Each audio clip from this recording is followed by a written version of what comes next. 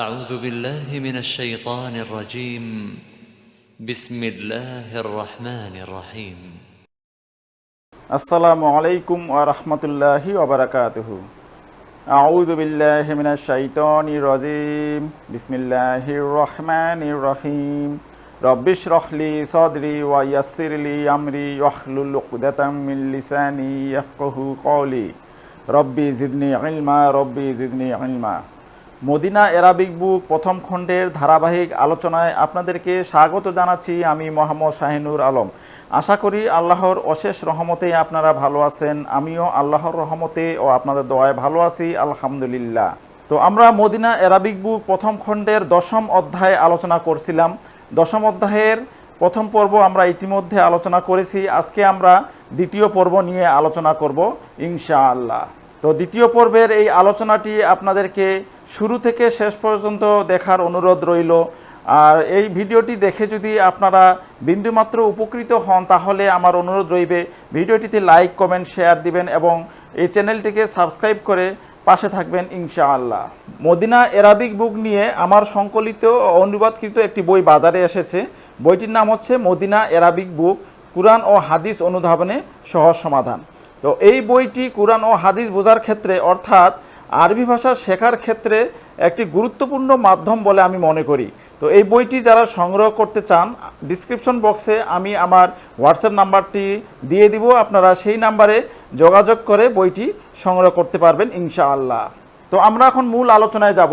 তো আজকে যে বিষয়টি নিয়ে আলোচনা করব সেটি হচ্ছে দমিরুন মুত্তাসিলুন অর্থাৎ অ্যাটাচড প্রনাউন বা সংযুক্ত সর্বনাম। আমরা চতুর্থ অধ্যায়ে দমির নিয়ে অর্থাৎ প্রোনাউনগুলো নিয়ে আমরা আলোচনা করেছিলাম, অর্থাৎ সর্বনামগুলো নিয়ে আমরা আলোচনা করেছিলাম। যদি এই বিষয়গুলো আপনারা ভুলে যান, আমার অনুরোধ থাকবে চতুর্থ অধ্যায়টি আবার দেখে আসুন। চতুর্থ অধ্যায়ে এই দমির নিয়ে আলোচনা রয়েছে। তো এই দমিরুন মুত্তাসিলুনের 4টি প্রোনাউন নিয়ে 4টি দমির নিয়ে আমরা আজকে আলোচনা করব।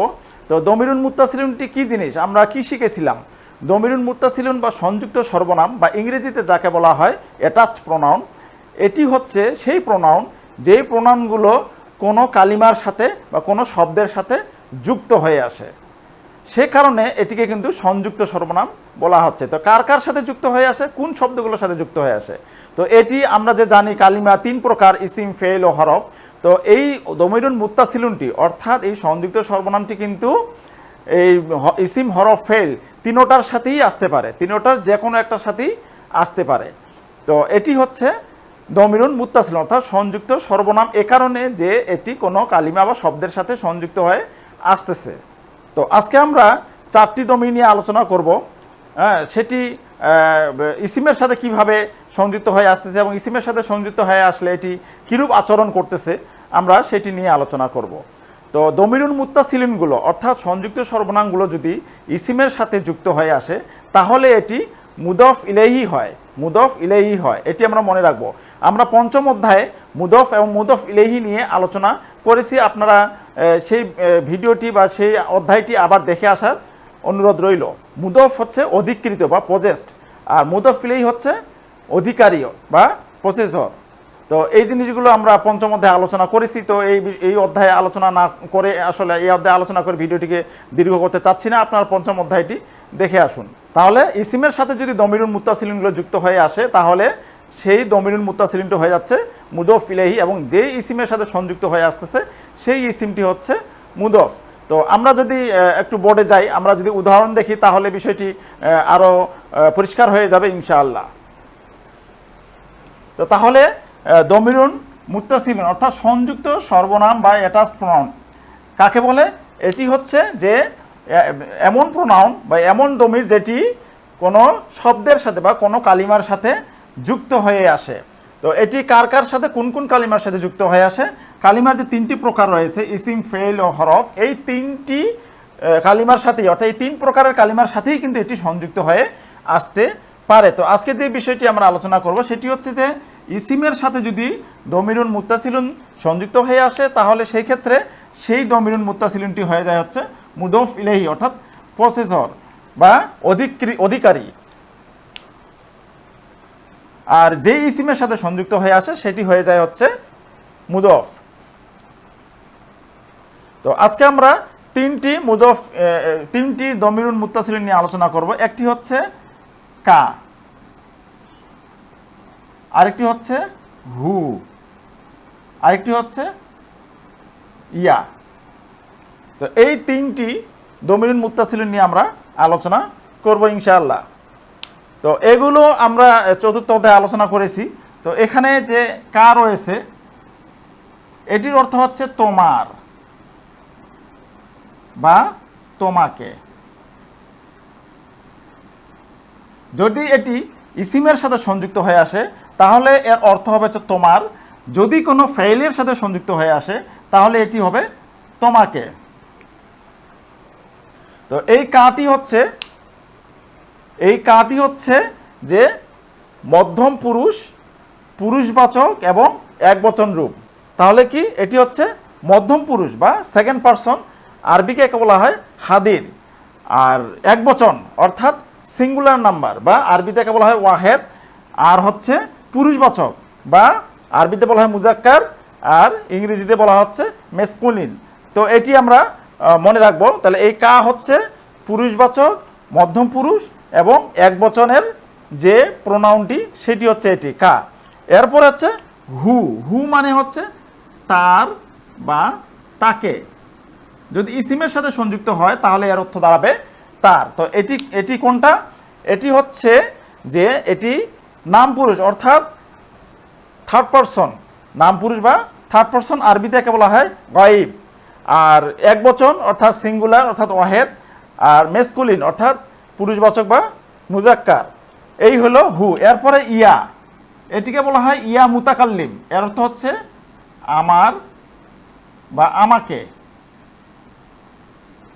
আমার বা আমাকে। এটিকে বলা হয় ইয়া মুতাকাল্লিম। তো এটি কোন দমিরুন মুত্তাসিলিন? এটি হচ্ছে উত্তম পুরুষ অর্থাৎ ফার্স্ট পারসন এবং সিঙ্গুলার নাম্বার অর্থাৎ একবচন। তো এটি হচ্ছে ফার্স্ট পারসন, আরবিতে বলা হয় এক হচ্ছে মুতাকাল্লিম আর একবচন বা ওয়াহেদ। এই হইল তিনটি দমিরুন মুত্তাসিলুন। এই তিনটি দমিরুন মুত্তাসিলুন নিয়ে আজকে আমরা আলোচনা করব। তো এখন এই কা অর্থাৎ এই যে কা মানে হচ্ছে তোমার বা তোমাকে, এটি আমরা এখন একটি ইসিমের সাথে সংযুক্ত করব। একটি ইসিম হচ্ছে কিতাবুন, একটি ইসিম হচ্ছে কিতাবুন।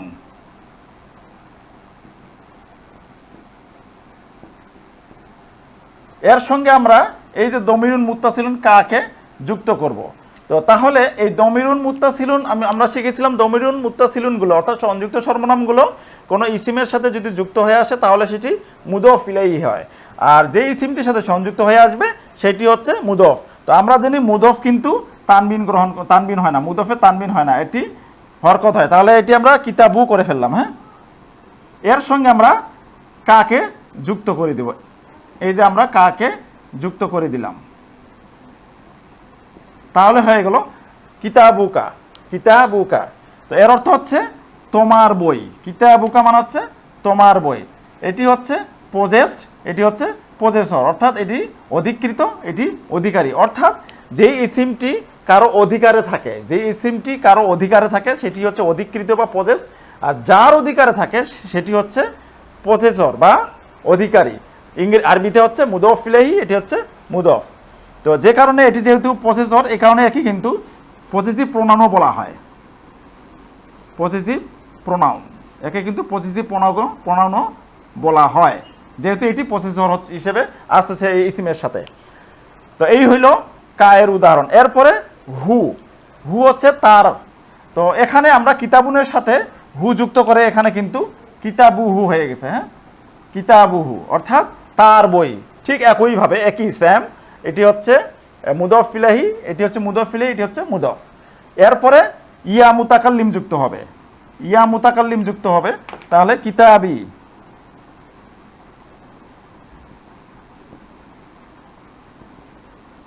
কিতাবি অর্থাৎ আমার বই, অর্থাৎ আমার বই। এটি কিন্তু মুদফ ইলাইহি আর কিতাবি হচ্ছে মুদফ। তো আমরা এখানে দেখতেছি যে এখানে ছিল এক পেশ, এখানে এক জের হলো কেন?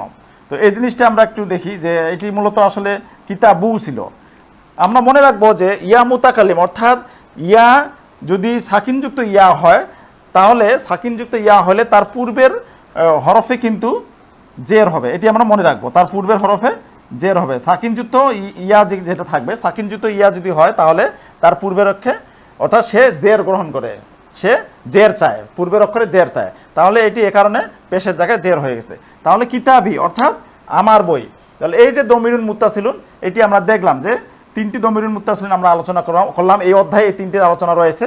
তো প্রথমে হচ্ছে কা, হু, তারপর ইয়া মুতাকাল্লিম অর্থাৎ তোমার বা তোমাকে, তার বা তাকে, আমার বা আমাকে।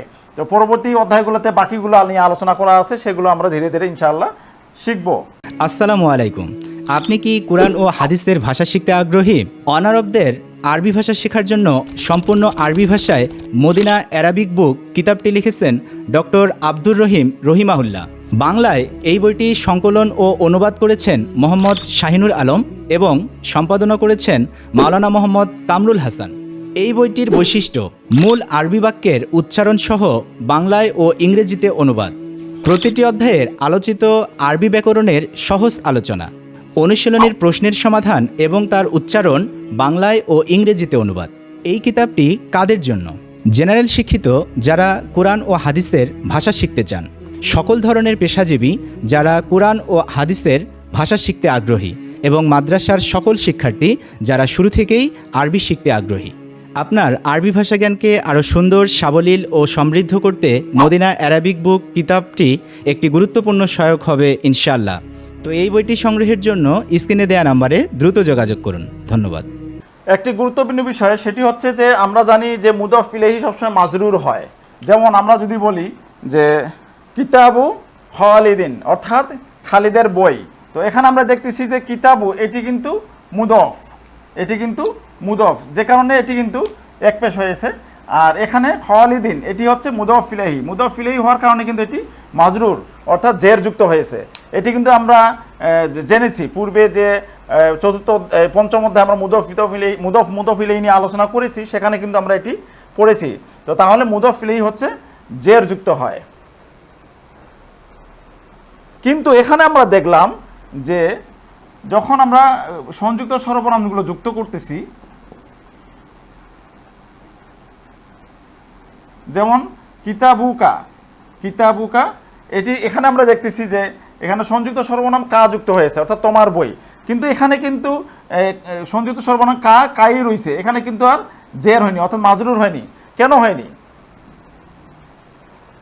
এটির কারণ হচ্ছে সংযুক্ত সর্বনামগুলো শুধুমাত্র সংযুক্ত সর্বনাম নয়, সব সর্বনামই কিন্তু মাবনি, সব সর্বনামই হচ্ছে মাবনি বা ফিক্সড, মাবনি বা ফিক্সড। এটি নিয়ে দ্বিতীয় অধ্যায়ে আলোচনা রয়েছে। মুরাব মাবনি অর্থাৎ পরিবর্তনশীল বা অপরিবর্তনশীল। এই মাবনি হচ্ছে পরিবর্তন হয় না, অর্থাৎ যেই ইসিমগুলো পরিবর্তন হয় না, যে ইসিমগুলোর শেষ অক্ষরে পরিবর্তন হয় না, সেগুলোকে হচ্ছে মাবনি বলে। আমরা জানি যে আমেলের পরিবর্তনের কারণে, আমরা দ্বিতীয় অধ্যায়ে পড়েছি, আমেলের পরিবর্তনের কারণে যদি কোনো ইসিমের পরিবর্তন হয় তাহলে সেটি হচ্ছে মুরাব।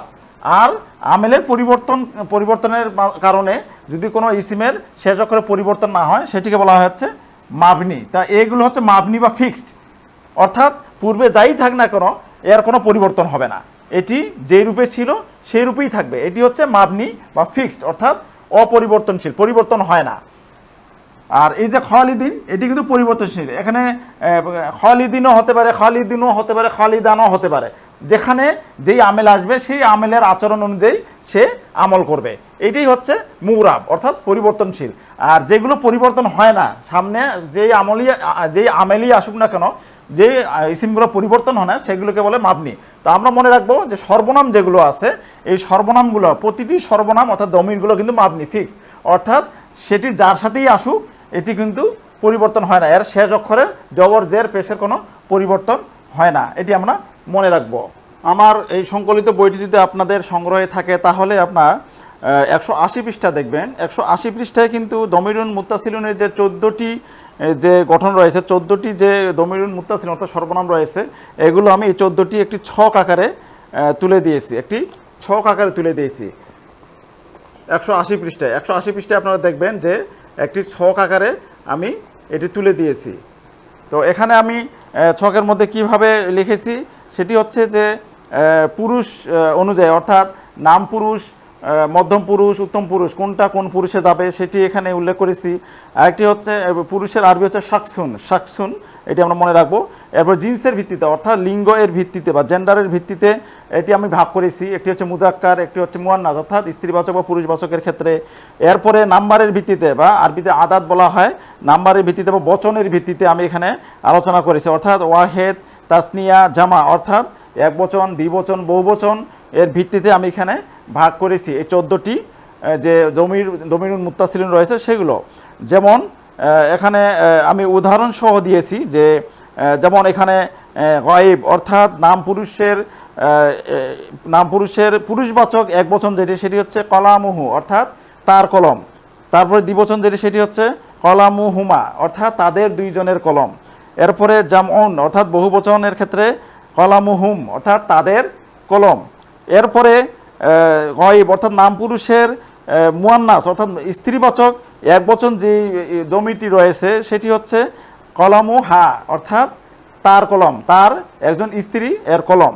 এরপর হচ্ছে কলামু হুমা অর্থাৎ দ্বিবচনের ক্ষেত্রে এটির অর্থ হচ্ছে তারা দুইজন স্ত্রী এর কলম। এরপর হচ্ছে বহুবচনের ক্ষেত্রে স্ত্রীবাচক যেটি সেটি হচ্ছে যে কলামু হুন্না অর্থাৎ তাদের কলম। এই হলো গায়েব অর্থাৎ থার্ড পারসন বা নাম পুরুষের 6টি দমির। এরপরে হাদির অর্থাৎ মধ্যম পুরুষ বা সেকেন্ড পারসনের যে দমির বা পুরুষ এই যে প্রোনাউনগুলো রয়েছে সেগুলো হচ্ছে যে পুরুষবাচকের ক্ষেত্রে এক বচন যেটি সেটি হচ্ছে কলামুকা অর্থাৎ তোমার কলম। দ্বিবচনের ক্ষেত্রে কলামুকুমা অর্থাৎ তোমাদের দুইজনের কলম। এরপর কলামুকুম অর্থাৎ তোমাদের কলম। এই হলো মুদাক্কার বা পুরুষবাচকের ক্ষেত্রে এবং মধ্যম পুরুষের ক্ষেত্রে। মধ্যম পুরুষের ক্ষেত্রে মুয়ান্নাস অর্থাৎ স্ত্রীবাচক যদি হয় তাহলে সেক্ষেত্রে কি কলমুকি অর্থাৎ তোমার কলম। এরপরে কলামুকুমা অর্থাৎ তোমাদের দুইজনের কলম, কলামুকুন্না অর্থাৎ তোমাদের কলম। এই হলো হাদির অর্থাৎ মধ্যম পুরুষ বা সেকেন্ড পারসনের যে ইসিম যে দমিরগুলো রয়েছে স্ত্রীবাচক পুরুষবাচকের ক্ষেত্রে সেগুলো নিয়ে এখানে বিস্তারিত আলোচনা রয়েছে। এরপরে হচ্ছে মুতাকাল্লিম অর্থাৎ উত্তম পুরুষ বা ফার্স্ট পারসনের ক্ষেত্রে যদি হয় তাহলে সেই ক্ষেত্রে এক বচনের ক্ষেত্রে কি হচ্ছে কলামি অর্থাৎ আমার কলম, আর বহু বচনের ক্ষেত্রে হচ্ছে কলামুনা অর্থাৎ আমাদের কলম। এই হলো ছকটি। এই ছকটি আমরা মুখস্থ করে ফেলবো, এই ছকটি আমরা মুখস্থ করে ফেলবো ইনশাআল্লাহ। তো এরপরে 181 নম্বরে যে আলোচনাটি রয়েছে সেই আলোচনাটি করার জন্য আমাদেরকে বোর্ডে যেতে হবে। এটি নতুন একটি বিষয়। কিছু ইসিম রয়েছে যেমন 5টি বা 6টি ইসিম রয়েছে, যেই ইসিমগুলোর সঙ্গে যদি কোনো দমিরুন মুত্তাসিলুন সংযুক্ত হয়ে আসে সেই ক্ষেত্রে এর আচরণটি অন্যান্য ইসিমের থেকে একটু ভিন্ন হয়। তো তার মধ্যে এই 6টি যে ইসিম রয়েছে এই ইসিমের মধ্যে 2টি ইসিম, এই 6টি ইসিমের 2টি ইসিম নিয়ে এই অধ্যায়ে আলোচনা রয়েছে। তো এই ইসিমগুলোকে বলা হয় আসমাউল সিত্তাতু অর্থাৎ 6টি ইসিম। তো এই 6টি ইসিম এর মধ্যে 2টি যে ইসিম নিয়ে আলোচনা করা হয়েছে সেই 2টি ইসিম হচ্ছে একটি হচ্ছে আবুন অর্থাৎ পিতা। এরপরে আরেকটি ইসিম হচ্ছে আখুন মানে হচ্ছে ভাই। এই 2টি ইসিম নিয়ে আজকে আমরা আলোচনা করব। তো এই 2টি ইসিমের সঙ্গে যখন দমিরুন মুত্তাসিলুন অর্থাৎ সংযুক্ত সর্বনাম যুক্ত হয়ে আসে তখন কিন্তু অন্যান্য যে ইসিমগুলো আচরণ করে এই ইসিমগুলো কিন্তু একটু তাদের থেকে ভিন্ন রকম আচরণ করে। তো কি ধরনের ভিন্ন রকম আচরণ করে সেটি আমরা দেখি। তো আমরা জানি যে কোনো ইসিমের সঙ্গে যখন দমিরুন মুত্তাসিলুন যুক্ত হয়ে আসে, যেমন আমরা পূর্বে শিখেছিলাম কিতাবুকা অর্থাৎ তোমার বই। তো এখানে আমরা দেখতেছিলাম যে কিতাবুন যখন মুদফ ইলাইহি হইল অর্থাৎ সংযুক্ত সর্বনাম যুক্ত হয়ে মুদফ হলো, কিতাবুন যখন মুদফ হলো তখন কিন্তু এটি এক পেশ হয়ে গেল এবং এর সঙ্গে মুদফ ইলাইহি হিসেবে দমিরুন মুত্তাসিলুন যুক্ত হয়ে গেল। তো ঠিক তেমনি এটিও হওয়ার কথা ছিল। আবুনের সঙ্গে যখন কা যুক্ত হবে তখন কিন্তু এই নিয়ম অনুযায়ী আবুকা হওয়ার কথা ছিল এই নিয়ম অনুযায়ী। কিন্তু এখানে যে 6টি ইসিম রয়েছে আসমাউল সিত্তাতু যে 6টি ইসিম রয়েছে এই 6টি ইসিম কিন্তু অন্য প্রকার আচরণ করে অর্থাৎ একটু অন্যরকম একটি কায়দা রয়েছে। সেটি হচ্ছে যে আমরা ইরাব নিয়ে আলোচনা করেছিলাম দ্বিতীয় অধ্যায়ে, যে একটি ইসিম মারফু, মানসুব এবং মাজরুর 3 অবস্থার মধ্যে যে কোনো এক অবস্থায় থাকতে পারে, মারফু অথবা মানসুব অথবা মাজরুর অবস্থায় থাকতে পারে। তো এই আবুকা যখন মারফু অবস্থায় আসে, মারফু অবস্থায় থাকে, তখন এখানে একটি ওয়াও যুক্ত হয়, এখানে একটি ওয়াও সাকিন যুক্ত হয়ে যায়, এখানে একটি ওয়াও সাকিন যুক্ত হয়ে যায়, এক্ষেত্রে হয়ে যায় আবুকা, আবুকা হবে। তাহলে এই আবুনের সাথে কা যুক্ত হয়, শুধুমাত্র আবুকা হবে না, এর সঙ্গে ওয়াও সাকিন একটা যুক্ত হয়, আবুকা হয়ে যাবে। তো এটি হচ্ছে একটু ব্যতিক্রম, এটি আমরা মনে রাখবো। তো এরপর আমরা যে আরেকটি ইসিম আখুন, আখুন অর্থ হচ্ছে ভাই। তো আমরা যদি বলি খালিদিনের ভাই, খালেদের ভাই, তা আমরা যদি বলি খালেদের ভাই, তাহলে এটি কি হওয়ার কথা ছিল? আখু খালিদিন, আখু খালিদিন, এরকম হওয়ার কথা ছিল। যেমন কিতাবু খালিদিন যদি আমি বলি, কিতাবের সাথে যখন আমি খালিদিন যুক্ত করব, হয়ে যাবে হচ্ছে কিতাবু খালিদিন।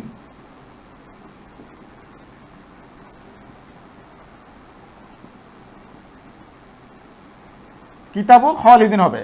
তাহলে সেই হিসাবে এটি আখু খালিদিন হওয়ার কথা ছিল, কিন্তু না, এই ইসিমগুলো আখু খালিদিন, এই ইসিমগুলো যখন মুদফ হিসেবে আসবে, যখন মুদফ হিসেবে আসবে, তখন এই দুই মুদফ এবং মুদফ ইলাইহির মাঝখানে ওয়াও সাকিন একটা যুক্ত হয়ে আসবে, একটি ওয়াও সাকিন যুক্ত হয়ে আসবে। এই যে এখানে হয়ে গেল আখু খালিদিন, আখু খালিদিন। তাহলে আমরা মনে রাখবো যে যখন কোনো এই আবুন আখুন অর্থাৎ আসমাউল সিত্তাতু, পরবর্তীগুলো আমরা আস্তে আস্তে সামনের অধ্যায়গুলোতে শিখবো। তা আবুন আখুন এই ধরনের ইসিমগুলো যখন আসবে, তখন এই ইসিমগুলো যখন মুদফ হিসেবে আসবে, তখন মারফু অবস্থায়, মারফু অবস্থায় এটি কিন্তু আবু হয়ে যাবে। হ্যাঁ, ওয়াও সাকিন একটি যুক্ত হয়ে যাবে, আখু ওয়াও সাকিন যুক্ত হয়ে যাবে। তো আমরা পড়েছিলাম যে মারফু এর আলামত হচ্ছে কি? পেশ হওয়া। আমরা শিখেছিলাম মারফু এর আলামত হচ্ছে পেশ হওয়া, অর্থাৎ কোনো ইসিমের শেষের অক্ষরে যদি পেশ হয়, তাহলে আমরা সেটিকে মারফু বলি। তো আমি প্রথম এই যে দ্বিতীয় অধ্যায়ে আমরা মারফু মানসুব নিয়ে আলোচনা করেছিলাম, সেখানে আমি বলেছিলাম যে আরও কিছু আলামত রয়েছে। পেশ হওয়াটা হচ্ছে মারফুয়ের আলামত, কিন্তু আরও কিছু আলামত রয়েছে, যেই আলামতগুলো থাকলে কিন্তু ওগুলোকেও মারফু বলা হয়। তো এখানে আরেকটি আলামত আমরা পেলাম, সেটি হচ্ছে যে মারফু হচ্ছে এখানে ওয়াও সাকিন হওয়া। এখানে ওয়াও সাকিনও কিন্তু একটা মারফুয়ের আলামত, ঠিক আছে? যেমন এখানে আবু হয়ে গেল। এরপরে যদি মানসুব হয়, এই ইসিমগুলো যখন মানসুব হবে, আমরা জানি মানসুব হওয়ার আলামত হচ্ছে জবর হওয়া বা ফাতহা হওয়া। তো যদি মানসুব হয়, তাহলে সেই ক্ষেত্রে কিন্তু এখানে আবু ওয়া হবে না, এখানে একটা আলিফ যুক্ত হয়ে যাবে, আবা বিলালিন। এখানে হয়ে গেল আবা বিলালিন, অর্থাৎ বিলালের পিতা, আবা বিলালিন। যদি এই আবা বিলালিন এটি যদি মানসুব অবস্থায় থাকে, তাহলে সেক্ষেত্রে আবা বিলালিন হয়ে যাবে, অর্থাৎ এখানে মানসুবের আলামত হচ্ছে এখানে আলিফ যুক্ত হওয়া। এরপরে হচ্ছে আবি, অর্থাৎ যদি মাজরুর হয়, মাজরুর হলে আমরা কি জানি? মাজরুর হলে হচ্ছে শেষে জের যুক্ত হবে বা কাসরা যুক্ত হবে, এটি আমরা জানি যে মাজরুর হওয়ার আলামত। কিন্তু এই ইসিমগুলোর ক্ষেত্রে ইয়া যুক্ত হবে, ইয়া সাকিন যুক্ত হবে, এটি হচ্ছে এর এই মাজরুর হওয়ার আলামত। অর্থাৎ যখন আবি বিলালিন যখন মাজরুর অবস্থায় থাকবে, তখন কিন্তু এই আবি হবে, আবি বিলালিন হবে। হ্যাঁ, এটি আমরা মনে রাখবো। তো তাহলে মারফু অবস্থা হচ্ছে আবু, মানসুব অবস্থায় আবা, মাজরুর অবস্থায় আবি, এটি আমরা মনে রাখবো। তো এখন আমরা একটি জিনিস দেখি, সেটি হচ্ছে যে তোমার পিতা, আবুকা, তারপরে তার পিতা আবুহু, তারপরে তাদের পিতা আবুহুম, আমার পিতা, তাহলে কি হবে? এখন আমার পিতা যদি আমি বলি, তাহলে কি হবে? তাহলে কিন্তু আমরা এটিকে বলবো হচ্ছে আবি, এটিকে বলবো আবি। এখানে কিন্তু আর ওয়া আসতেছে না, এটি আমরা মনে রাখবো। অর্থাৎ যখন আমার পিতা বা আমার ভাই হবে, তখন হবে আবি, অর্থাৎ জাস্ট আবু এর সঙ্গে ইয়া মুতাকাল্লিম যুক্ত হয়ে সামনের অক্ষরে জের দিবে। আবুন এর সঙ্গে ইয়া মুতাকাল্লিম যুক্ত হয়ে পূর্বের হরফে জের দিবে, এই হলো আবি, অর্থাৎ আমার পিতা। আখি, আমার ভাই। তো এই ছিল আমাদের আজকের আলোচনা। আশা করি এই আলোচনাটি আপনারা ভালোভাবে শিখেছেন। যদি আপনারা এই ভিডিও থেকে, এই আলোচনা থেকে যদি সামান্যতম উপকৃত হন, তাহলে আমার অনুরোধ রইবে আপনারা এই ভিডিওটিকে লাইক, কমেন্ট, শেয়ার করবেন এবং আপনারা এই আমার চ্যানেলটিকে সাবস্ক্রাইব করবেন। তাহলে সাবস্ক্রাইব করলে আপনারা পরবর্তী যে নতুন ভিডিওগুলো আপলোড করা হবে সেগুলো নোটিফিকেশন পেয়ে যাবেন। তো আজকে আমরা এ পর্যন্তই। আগামী পর্বে আবারও আপনাদের সাথে দেখা হবে ইনশাআল্লাহ। তো সে পর্যন্ত ভালো থাকবেন, সুস্থ থাকবেন। আসসালামু আলাইকুম ওয়া রাহমাতুল্লাহি ওয়া বারাকাতুহু।